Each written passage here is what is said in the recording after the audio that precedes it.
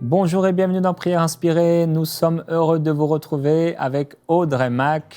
Bienvenue encore Audrey. Bonjour Jérémy, bonjour tout le monde. On est heureux de les retrouver. Hein. On est très heureux de les retrouver. On est très heureux. Tellement j'entends, quand je voyage, souvent, j'entends tellement de témoignages de personnes qui me disent comment Prière Inspirée les a vraiment aidés à comment prier. Et quoi prier. J'ai des personnes qui me disent, tous les matins, je regarde Prière Inspirée, puis je prie avec eux, et puis ça fait vraiment, ça change la vie des gens. C'est vraiment super. Et tu vois, j'allais oublier justement, on a un témoignage. J'allais l'oublier, ça m'arrive souvent. Elle s'appelle Charlène, elle vit en France. Elle dit, ça fait presque 1 an que je vous suis, que j'ai découvert beaucoup de choses que j'ignorais à travers les émissions. Que j'ignorais avant, précisément la relation avec le Saint-Esprit. À travers votre émission, ma vie chrétienne est en train de croître. Ça m'arrive de vous suivre la nuit lorsque mon conjoint et mes enfants dorment pour être tranquille. Et je suivais sur la session sur quand et pourquoi prier. Au moment où vous avez commencé à prier, j'ai senti la présence de Dieu et j'ai été rempli du Saint-Esprit. J'ai commencé à parler en langue. C'était merveilleux. Donc elle a été remplie du Saint-Esprit, gloire à Dieu pour la première fois. Que Dieu soit loué, vous bénisse encore, car il y a bien des sujets que vous abordez et qui sont tabous dans les églises locales. Tabou, c'est une bonne parole. Le bon mot. Le bon mot. Et aujourd'hui, avec toi, Audrey, on veut parler d'honneur. On est reconnaissant au Seigneur pour ce qu'il fait dans la vie de tous ses frères et sœurs, que nous voulons honorer aussi vraiment pour votre vie. C'est extraordinaire ce que Dieu fait dans la francophonie en ce moment, à travers EMCI TV. Et je lisais un passage, un verset dernièrement, dans les Proverbes, je me suis arrêté un peu dessus. C'est écrit « Le riche et le pauvre se rencontrent, c'est l'Éternel qui les a fait tous les deux. » C'est drôle, comme des fois les Proverbes. Le riche et le pauvre se rencontrent, c'est l'Éternel qui les fait tous deux. Et parfois, on aurait plus de facilité à honorer les personnes qui nous ressemblent. C'est difficile des fois pour les pauvres d'honorer le riche. C'est difficile pour le riche d'honorer le pauvre. Et Dieu veut nous appeler veut nous amener à honorer les pauvres et les riches. Et c'est vrai que souvent, même les riches, on les méprise. Et les gens plus pauvres disent c'est toujours les riches, c'est toujours les politiciens. Mais si on pouvait tous s'honorer, ce serait extraordinaire. Et j'irais même un pas en avant de ce que tu dis. C'est facile d'honorer des gens qu'on ne connaît pas, qu'on voit une fois de temps en temps, mais d'honorer les gens avec qui nous vivons, des fois c'est un peu plus dur. C'est pourquoi les apôtres, les disciples, quand Jésus a parlé de l'amour, et il a dit de pardonner, etc., jusqu'à 7 fois, 70 fois, là, ils ont dit, mais augmente notre foi. Quand il s'agissait d'aimer ses ennemis, ça va, parce qu'on les voit plus, nos ennemis. Mais quand il s'agit d'aimer ceux qui sont dans la maison, là, ils ont dit, Seigneur, on n'a pas une foi suffisante. Et aussi, j'aimerais commencer en parlant vraiment qu'est-ce que c'est l'honneur. Parce qu'il y a des fois comme, c'est dingue, l'ennemi est l'artiste de la contrefaçon. Parce que des fois, dans l'Église, on pense qu'on sait ce qu'est l'honneur. Des fois, je vais dans des églises, je suis sûre que toi, ça t'est arrivé, où on pense, oui, je vais porter ta Bible, ou je vais t'escorter devant, voilà, je vais t'honorer. Oui et non. Je crois que honneur, ça va bien au-delà de ça. L'honneur, en fin de compte, c'est estimer, respecter, valoriser, préférer. C'est en fin de compte l'attitude de toi d'abord. Et on voit que Jésus et le Père s'honoraient l'un et l'autre. La Bible nous dit dans Jean 8, versets 49 et 54, Jésus répondit « Moi, j'honore mon Père, mais vous me déshonorez. » Dans Jean 5, 23, il dit « Celui qui n'honore pas le Fils n'honore pas le Père qui l'a envoyé. » Et dans 2 Pierre 1, 17, il dit « Dieu le Père a donné l'honneur et la gloire à Jésus quand il lui a fait entendre sa voix en disant « Voici mon Fils bien-aimé en qui je mets toute mon affection. » On voit que le Père et le Fils s'honoraient l'un et l'autre. C'était pas que Jésus qui honorait le Père, mais le Père honorait Jésus. Il s'honorait. Donc ça nous montre que nous aussi, nous sommes des imitateurs, nous devons imiter. Si le Père et le Fils s'honorent, alors on doit honorer Dieu, mais on doit aussi honorer ce que Dieu a mis sur notre chemin. Et on est tous appelés on doit honorer, parce qu'on parle là des valeurs du royaume. Et la culture, il y a le terme la culture de l'honneur. Et c'est une culture qui s'est vraiment perdue dans le corps du Christ, où c'est une culture qui a tellement été abusée et qui a tellement été, comment on dirait, tordue, que ça a amené certains à reculer complètement de la culture de l'honneur. Exactement. Et je crois que c'est important pour nous d'amener un équilibre.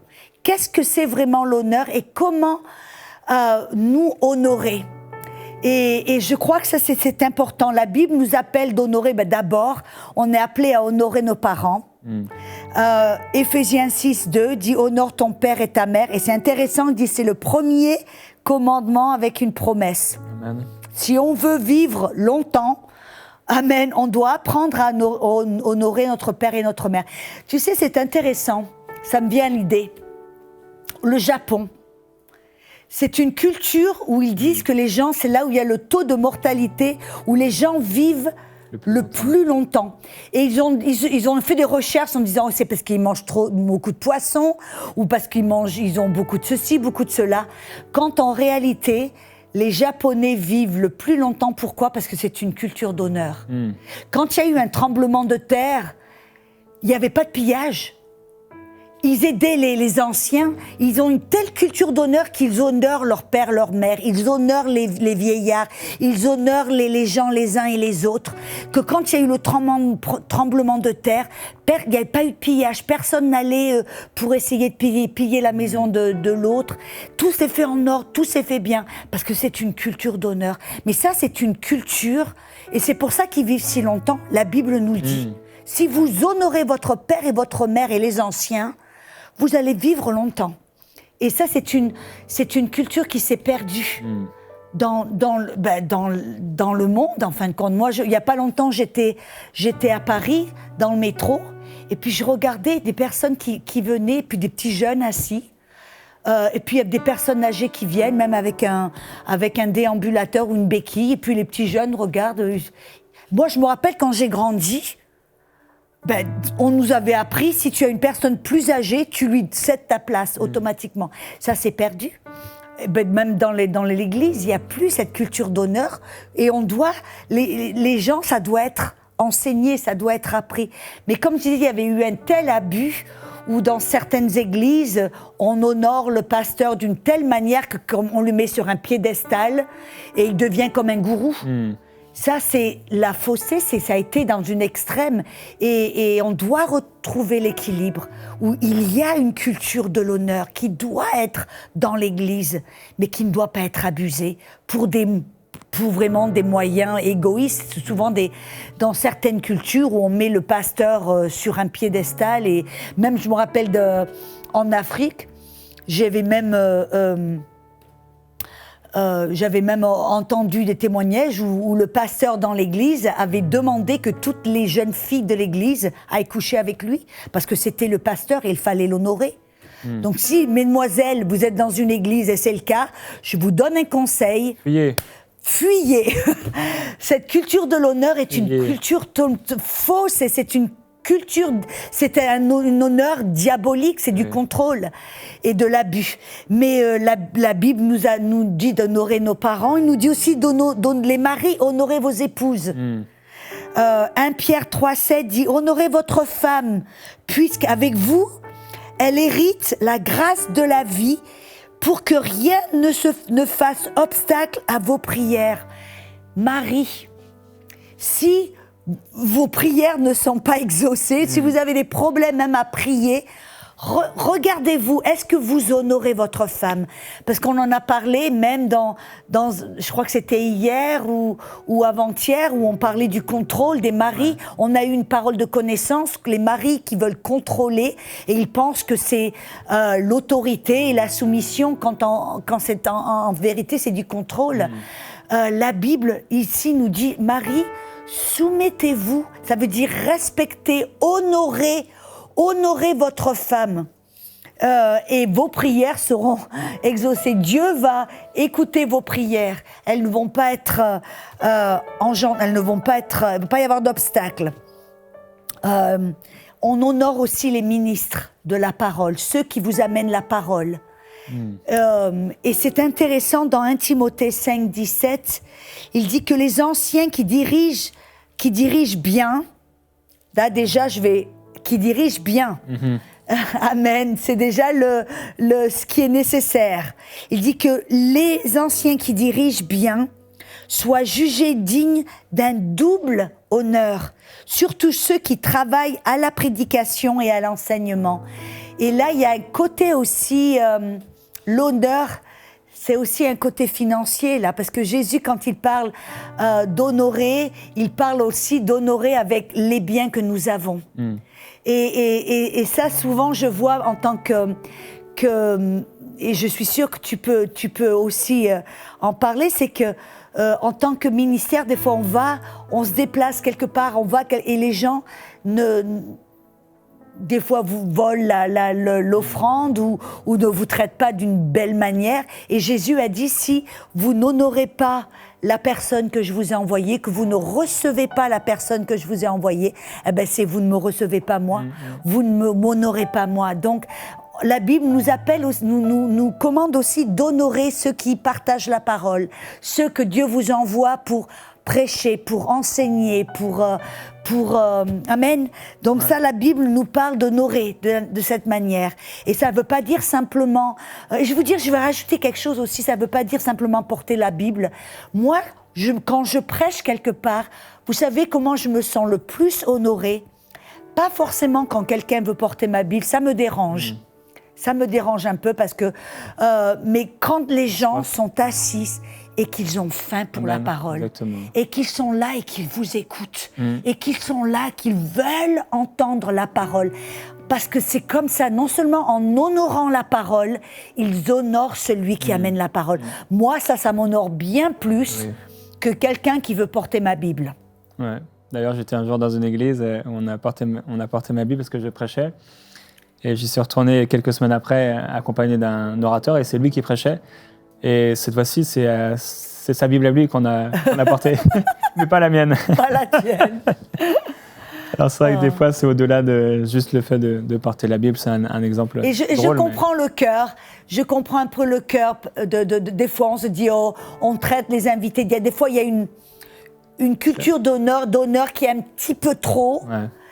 Et je dis, des fois, ça, c'est un petit peu dangereux quand on fait certaines choses, comme tu dis, on porte ta Bible, ou on t'escorte, on te traite un petit peu comme un gourou. Je dis, c'est un peu dangereux parce que qu'est-ce que c'est? Ça nourrit la chair.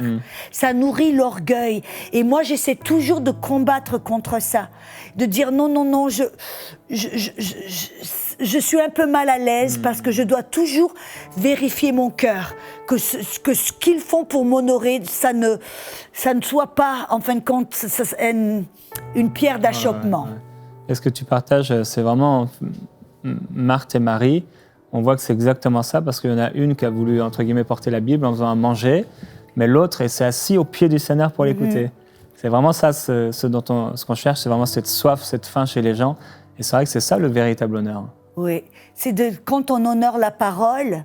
Je me rappelle, j'étais en Albanie une fois et j'avais prêché, on avait vu des miracles, les gens remplis du Saint-Esprit, les guérisons, il y a eu des personnes sauvées, on a vu des choses fabuleuses. Et puis j'avais voyagé dans un autre village et j'étais maintenant dans une église et puis les gens étaient là. Et puis le pasteur, il était là au premier rang. Et je me rappelais, j'avais du mal à enseigner, j'avais du mal, et puis il ressentait, puis tu ressens quand tu as la présence qui est là, et je regardais, et puis j'ai observé, et j'ai vu le pasteur au premier rang, qui regardait en l'air, qui se regardait les chaussures, qui regardait la mouche voler.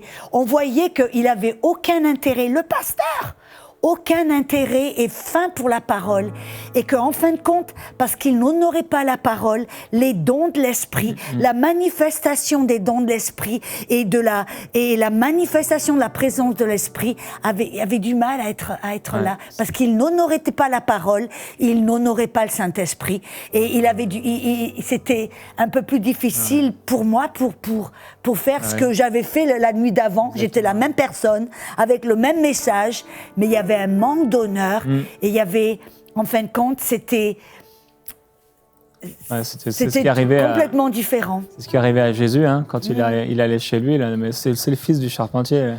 C'est ce qui arrivait et malheureusement, il n'a pas pu exercer le ministère comme il aurait dû le faire. L'honneur, c'est des fois on fait des choses, on a parlé de porter la Bible et d'autres choses, mais on fait des choses aussi des fois, mais on oublie la personne. Et je crois que c'est vraiment ça, l'honneur, c'est la personne. J'ai vu des fois, les choses peuvent faire des choses, même nous, des fois on fait des choses pour les gens, mais on se dit, mais finalement, est-ce que j'étais vraiment avec la personne ? Est-ce que j'étais vraiment là ? On peut tout préparer, tout faire, mais finalement, si c'est pas pour un cœur à cœur avec la personne, c'est pas vraiment de l'honneur. C'est pour ça que la Bible aussi non seulement nous dit d'honorer nos parents, notre épouse, et je veux dire, ça va pour pas simplement le mari, c'est femme et homme et mari et épouse, les ministres de la parole, et puis les autres. Donc ça inclut tout le monde. Et Romains 12:10, il dit « Quant à l'affection fraternelle, soyez pleins de tendresse les uns pour les autres. Soyez les premiers à honorer les autres. » Et bien avant, dans 1 Pierre 2:17, il dit « Honorez tout le monde. Aimez les frères, craignez Dieu, honorez le roi. » Et je crois que là, que ça inclut vraiment tout le monde. Ça veut dire qu'on est appelé à honorer tout le monde. Et je veux dire, comme on a dit un petit peu, on a touché un petit peu, que des fois c'est plus facile d'honorer le prédicateur qui vient la première fois à l'église. Et on rentre à la maison, nos enfants disent « Maman, j'ai faim » et puis hop, on les déshonore, ou on les critique, ou on critique notre mari ou notre épouse, ou on se critique. On n'honore pas les gens qui sont les plus proches de nous. Et c'est là, comme tu disais, tu vois, même hier, on parlait d'authenticité. C'est là aussi qu'on doit avoir une authenticité, d'apprendre à honorer ceux qui sont les plus proches de nous à la maison, afin de savoir comment vraiment honorer ceux qui sont à l'extérieur, qu'il n'y ait pas un gap entre on honore tout le monde dehors et puis on rentre à la maison, on est horrible. Non, qu'on apprend à honorer. Moi, je me rappelle, j'avais appris, et j'essaie de le faire à la maison tout le temps. T'as entendu dire, j'essaie de le faire. On essaie tous, c'est bien, il faut. Mais j'avais une dame, je l'avais entendue, elle faisait toujours, tu sais, on met toujours, quand on a des invités, on met la porcelaine, la belle table, on met des petits plats dans les grands et tout. Et puis quand il y a le mari, les enfants, puis on met les trucs de tous les jours, on s'en fiche. Et puis cette dame, elle a dit, mais ça, je vais changer tout. Elle a commencé, elle me dit, mais c'est faux. Elle dit, j'ai commencé à mettre la porcelaine, la belle nappe, les beaux couverts d'argent pour ma famille, pour mes enfants, pour mon mari. Et puis, j'ai dit, parce qu'elle m'a dit, je dois apprendre à honorer ma famille avant d'honorer mes invités. Et elle a commencé, et puis moi, j'ai vu ça, ça m'a tellement... Quand elle m'a dit ça, j'ai dit... Mais c'est vrai, en fait. Et donc, avec mon mari, des fois, très souvent, je ne le fais pas tous les jours, parce que des fois, réalistiquement, c'est un peu plus difficile. Mais de temps en temps, c'est ce que j'essaie. Je vais faire un beau repas avec la belle à table, avec les couverts et tout, le cristal et tout, pour mon mari, ou pour des amis, ou pour des personnes que je vois souvent. Parce que c'est ça, on doit se rappeler d'honorer nos plus proches, et puis aussi, on honore les autres. Mais apprenons à honorer. Et comment est-ce qu'on peut honorer d'une manière pratique ? On accentue les qualités des autres au lieu de leurs défauts. Une des meilleures manières de pouvoir t'honorer, par exemple, Jérémie, au lieu de chercher les petits défauts et de faire des petites blagues qui te rabaissent, non, je vais chercher à te valoriser, à t'élever. Et mon mari, je vois, par exemple, en tant que femme, quand il y a du monde autour de lui et que je le valorise et que je dis « Oh, mon chéri, toi, c'est vrai, moi, je cuisine, toi, tu m'aides toujours, tu vas nettoyer. » Devant les autres, je le valorise, j'accentue ses qualités. Mon mari, tout d'un coup, ça l'honore. C'est ça, en fin de compte, honorer. On honore les autres quand on célèbre les victoires des autres au lieu de leur rappeler leur échec. Ça, c'est tellement important. On honore les autres quand on voit les personnes comme Dieu les voit. Récemment, je parlais à quelqu'un qui avait des difficultés avec son père. Puis elle me disait « Ah, mon père, ceci, fait cela. » Je dis « Essaye de le regarder avec les yeux de la foi, comme Dieu le voit. Et essaie de le voir dans le futur au lieu de le regarder dans le passé. » Et elle me dit, ouais, je vais essayer vraiment. Et d'essayer, c'est plus facile à dire qu'à faire, mais c'est ça, honorer. On honore les personnes quand on essaie de les voir, de voir leurs qualités, d'apprécier leurs qualités, de les voir au travers des yeux de la foi, de les voir dans leur futur au lieu de les voir dans le passé, et d'aider à une personne à réaliser leurs rêves, que ce soit petit ou grand. On essaie de faire partie de la solution au lieu de faire partie du problème. C'est comme ça qu'on honore les gens. Amen. Amen. On va prier sur ces paroles d'exhortation. On veut vraiment prier avec vous aussi et pour vous. Père, on ne veut pas oublier les gens. Quelqu'un a dit que le ministère, c'était les gens. Et c'est vrai que des fois, Père, on est tellement préoccupé dans ce monde. On est égoïste. Même dans le ministère, des fois, on a des choses à faire dans le service, dans l'église. On est occupé, on s'occupe des choses au lieu de s'occuper des gens. Et Père, c'est vrai que cette culture, c'est pas une culture qu'un pasteur a inventée ou qu'il a mis dans un livre. C'est quelque chose qui est en toi. Le premier commandement que tu nous as laissé avec une promesse, c'est celui d'honorer nos parents. Tu nous révèles à travers cela et d'autres passages dans ta parole qu'en fait, honorer, c'est pour notre bien. Il y a toujours une bénédiction qui est rattachée. Amen. Et vraiment, on te remercie, Seigneur, non seulement quand tu veux qu'on fasse quelque chose, c'est pour le bien des autres, mais c'est aussi pour nous-mêmes. L'arroseur est lui-même arrosé. Je te remercie pour ton amour qui est tellement grand, tellement merveilleux.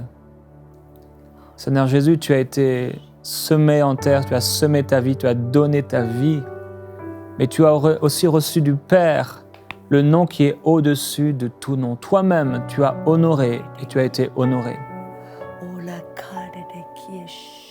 Nous voulons t'honorer, Seigneur, et honorer les personnes qui nous entourent.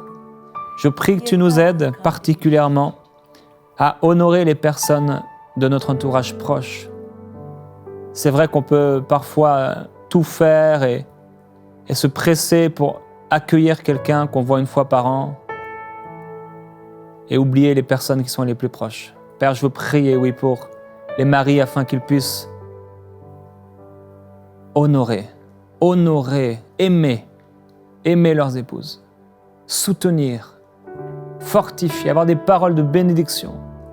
Père, je prie que cet honneur, tu illumines les yeux de notre cœur. Vraiment, tu apportes une révélation pour que ce ne soit pas une simple parole aujourd'hui qu'on a entendue et que ça devienne une réalité quotidienne, une façon d'être.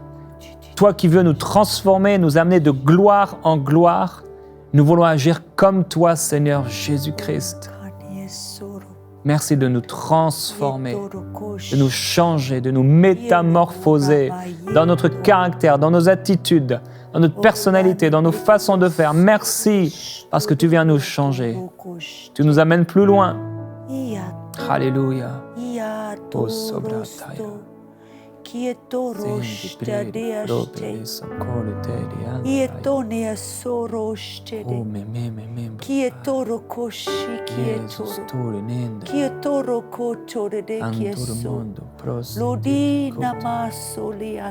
Oh Jésus, honorer ta parole, Seigneur.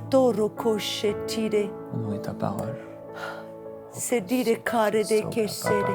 Seigneur, que nous puissions recevoir cette révélation encore plus, que quand on honore les uns les autres et on honore tout le monde, c'est toi qu'on honore, Seigneur. C'est toi qu'on honore. Seigneur, je te remercie. Je te remercie que les bere vaso tororo kostide. Ikiri e toro bokade esti aprosto. Qui est toro sto de qui est tare. Qui ti le kade este le kade. Le te de dias toro kosede. Seigneur, cette culture de l'honneur que l'on doit recouvrer et récupérer dans le corps du Christ, Seigneur, nous te remercions que même au travers de cette émission, Seigneur, que les gens puissent entendre et savoir vraiment ce que c'est l'honneur du royaume. Oh Seigneur, Qu'une personne soit changée, une personne à la fois, une église à la fois. L'odere qui ashtare qui est qui estere. Qui dit eto breve care este qui estare. Précieux Père. Sede que chale qui assare qui est de casoro do Tu as dit dans ta parole, Seigneur, que celui qui t'honore sera honoré, mais celui qui te méprise sera déshonoré. Et Père, on veut vraiment t'honorer, honorer ta parole. On veut honorer cette parole. Et il y a tellement de choses que tu nous dis qu'on peut oublier. Audrey a parlé de l'interprétation des langues tout à l'heure et ta parole dit de prier pour ça. Père, il y a des choses qu'on oublie, qu'on ne fait pas. On veut honorer ta parole. Aide-nous à honorer ta parole en la mettant en pratique.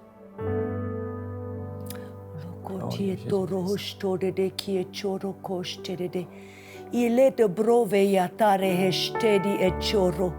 Iki et torre iki estede. Il est nama ashti et le brochte. Je viens d'avoir l'image d'un père. Constamment, vous avez déshonoré vos enfants avec vos paroles. Et vous vous êtes même aperçu que ce que vous avez fait était faux. Mais il y a quelque chose en votre cœur, vous avez honte d'aller vers vos enfants. Vous dites non, le père ne doit pas s'excuser. Et j'ai ressenti de vous dire, allez vers vos enfants et demandez-leur pardon. Et c'est en leur demandant pardon que vous allez les honorer, les valoriser, les respecter et leur enseigner qu'est-ce que c'est que l'honneur. Je veux vous encourager à le faire. Il n'y a pas de honte. Au contraire, il y a de l'honneur. Et comme Jérémie a dit, quand vous marchez en honneur, vous serez vous-même honoré. Je veux vous encourager, Père. Je veux vous encourager, Mère. Je veux vous encourager, Pasteur. Peut-être vous avez dit des choses derrière le pupitre et vous vous êtes rendu compte que c'est faux. N'ayez pas honte à aller et à demander pardon à vos brebis en disant « Je me suis trompé, je vous demande pardon ». Oh, ça c'est l'honneur, parce que vous honorez vos brebis, vous honorez les personnes qui vous écoutent semaine après semaine, vous les honorez. Oh, Rabashi alabane kashtele. Seigneur, je te remercie que cette culture de l'honneur, d'apprendre à honorer nos pères, nos mères, d'honorer nos parents. Seigneur, que tu nous apprennes, tu nous enseignes, au nom de Jésus.